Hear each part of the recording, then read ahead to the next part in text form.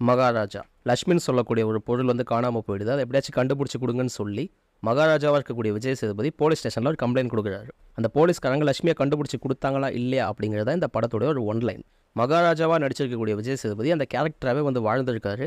வித்தியாசமான ஒரு ரசிக்கும்படியான பர்ஃபார்மன்ஸை கொடுத்துருக்காரு. அண்ட் இந்த படத்தோட ஸ்க்ரீன் பிளேவை பற்றி பேசியே வந்தாகணும். அவ்வளோ ஸ்பீடான ஒரு ஸ்க்ரீன் பிளே. எனக்கு படம் ஆரம்பிச்சதும் தெரில, படம் முடிஞ்சதும் தெரில. நடுவில் எங்கப்பா லேக் இருக்குது அப்படின்னு கண்டுபிடிக்கிறதுக்கு கூட டேரக்டர் வந்து டைம் வந்து கொடுக்கல.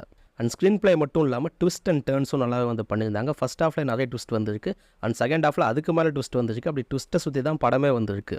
அண்ட் ஓல்டு பாய் மாதிரியான படங்கள்லாம் தமிழ் சினிமாவில் எப்போ ப்ரோ வரும் அப்படின்னு காத்துக்கிட்டு இருந்த உலக சினிமா ரசிகர்களுக்கு இந்த படம் வந்து ஒரு ட்ரீட்டாக வந்திருக்கும்.